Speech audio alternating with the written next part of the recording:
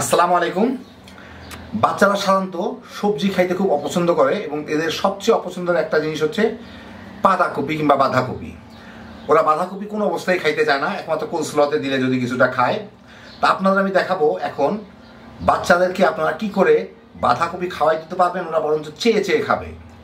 এটা একটু অন্যরকমের, দেখতে একটু পিজার মতো, কিন্তু জিনিসটা সম্পূর্ণ বাঁধাকপি দিয়ে তৈরি, খুবই সহজ তৈরি করা আর খাইতে দারুণ মজা। বাচ্চারা কেন নিজেরাও খেয়ে ফেলতে পারবেন, এটা নাস্তা হিসাবেও খাইতে পারেন, রুটির সাথেও খাইতে পারেন, অথবা বিকালে স্ন্যাক্স হিসেবেও খাইতে পারেন। তো আসেন দেখি শুরু করা যাক। আমি কতগুলা পাতাকপি বড় বড় মোটা করে কেটে নিচ্ছি যেভাবে। এইখানে পানি গরম করে তার মধ্যে আমি একটু লবণ দিব, দিয়ে এই কপিগুলাকে আমি একটু ভাপ দিয়ে নিব, একটু কিছুটা নরম হয়, কারণ এইগুলাকে পরে আমার আবার ব্লেন্ড করে নিতে হবে মিহিন করে। সেই জন্য এই 10-12 মিনিট 5-6 মিনিট ভাপ দিলেই হয়ে যাবে, একদম যাতে গলে না যায়, মোটামুটি নরম হয় যাতে আমি ব্লেন্ড করতে পারি। এই 5-6 মিনিটের মধ্যে জাল দিয়ে এগুলো নরম হয়ে গেছে, একদম পুরা সিদ্ধ করার দরকার নাই। এখন আমি এগুলাকে পানিটা ফেলে ছেঁকে নিব, তার মধ্যে এটা আরেকটু নরম হয়ে যাবে, আরেকটু সিদ্ধ হয়ে যাবে। আমি কপিগুলাকে পানি ঝরা একটা ব্লেন্ডারে নিয়ে নিছি, এর মধ্যে আমি 2টা ডিম ভেঙে দিব।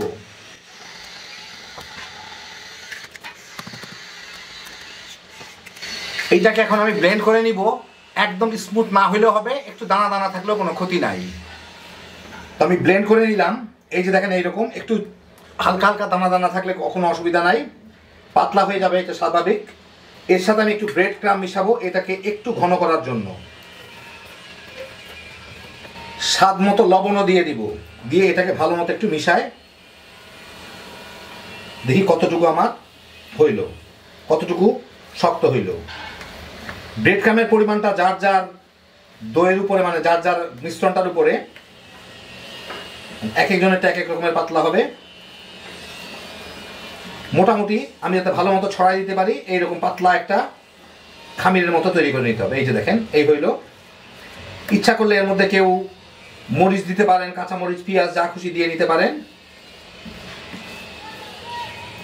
এখন আমি এর সাথে সুঘ্রাণের জন্য, বাচ্চা কাচ্চারা সাধারণত একটু চিজের ফ্লেভারটা একটু বেশি পছন্দ করে, কিছু কুচানো মোজারেলা চিজ দিয়ে দিব, একটু গোলমরিচের গুঁড়া দিয়ে দিব, দিয়ে এটাকে এখন ভালো মতো মিশিয়ে নেব।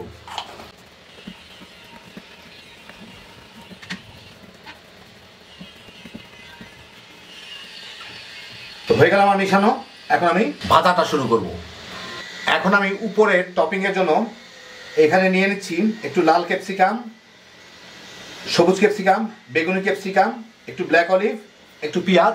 এটা জাস্ট অপশনাল, যে যার মতো টপিং দিতে পারেন। আমার আবার সুন্দর একটু দেখাইতে হবে না, না হলে তো আপনারা দেখবেন না, সেই জন্য আমি এগুলো দিলাম।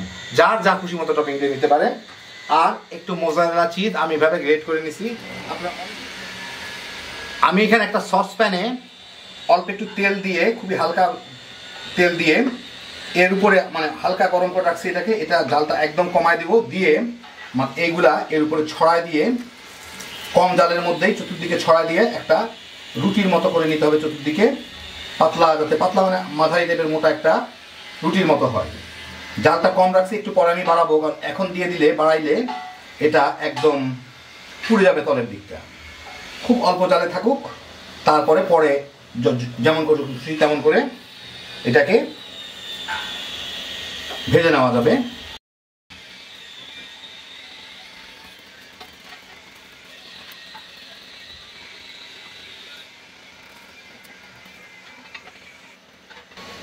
যতটুকু পারি সমান করে দিয়ে দিলাম।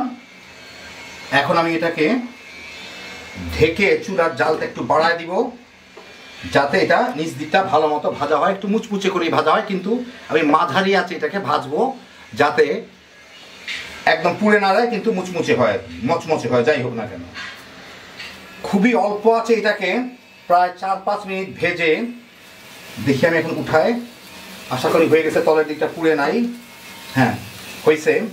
এটাকে আমি একটা প্লেটের উপরে নামাই নিব, খুব নরম থাকে এটা। এখন সসপ্যানের এই জায়গায় আমি আরেকটু তেল মেখে এইটাকে এর উপরে দিয়ে দিব।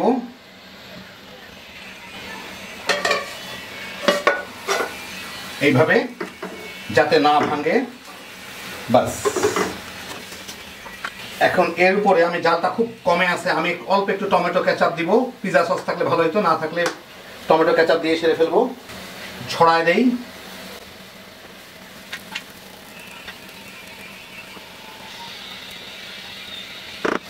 এখন এর উপর আমি চিজগুলাকে দিয়ে দিব।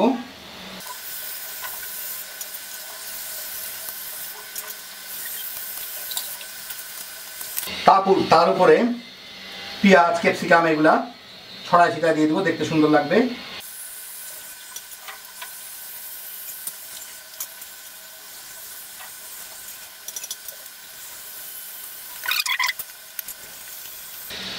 এখন এটা ঢেকে একদম কম আঁচে রাখছি আমি। ওই কম আঁচে এটাকে জাল দিব। উপর থেকে দেখা যাবে চিজগুলা গলে গেছে, একটু ফুটতেছে, তখন নামায় ফেলবো। কয়েক মিনিট পরে যখন দেখা যাবে ভিতরে দেখেন চিজগুলা গলে ফুটতেছে, এই যে দেখেন, এই যেখানে দেখবেন আপনার ফুটতেছে, ফোটা ফোটা উঠতেছে, চিজগুলা গলে গেছে, মানে যথেষ্ট গরম হয়ে গেছে এটা। বাকি চিজটুকুও গলে গেছে, উপরে একটু পানির জন্য দেখা যায় না, কিন্তু পাশ থেকে দেখলেই হইলো। এখন এইগুলাই এর গরমে ক্যাপসিকাম টেপসিকাম সব সিদ্ধ করে দিবে। এখন আমি চুলার জালটা বন্ধ করে দিব। এই দেখেন হয়ে গেল আমার দারুণ মজার পাতাকপির পিৎজা। আপনাদের এখন আমি ঠিক কেটে দেখাচ্ছি। এই যে দেখেন, এই হচ্ছে কাটলে এমন লাগে। তো যে সমস্ত বাচ্চা কাচ্চারা সাধারণত সবজি খাইতে অপছন্দ করে, বিশেষ করে পাতাকপি তো বাচ্চারা খাইতেই চায় না, বাঁধাকপি আর কি যেটা, এখন আপনার ইচ্ছা করলে বাঁধাকপি দিয়ে তাদেরকে এভাবে একটু চিজ টিজ দিয়ে একটা পিৎজার মতো বানায় খাওয়া দিতে পারেন। ওরা হচ্ছে আগে দর্শনধারী পরে গুণবিচারী, তো ওদেরকে দেখতে সুন্দর হইলে যে কোনো কিছু খাওয়া দিতে পারবেন। তো এইভাবে আপনার ইচ্ছা করলে তাদের বাঁধাকপিও খাওয়া দিতে পারেন, কারণ তারা খাওয়ার সময় বুঝবেই না এটা কী দিয়ে তৈরি। চিজের ফ্লেভারেই তারা মনে করবে এটা পিৎজা। হ্যাপি জোশের একটা আইটেম, খুব সহজ তৈরি করা, খালি বানাইবেন আর তামা করে খায় ফেলাইতে পারবেন। আর সকালে নাস্তা হিসাবে ওটা খাইতে পারেন, স্ন্যাক্স হিসাবেও খাইতে পারেন, কোনো অসুবিধা নাই। তো দেখলেন কত সহজ হয়ে গেল। আল্লাহ আপনার সবাইকে ভালো রাখুন, সুস্থ রাখুন, নিরাপদ রাখুন। ইনশাআল্লাহ বেঁচে থাকলে আবার দেখা হবে। আল্লাহ হাফেজ।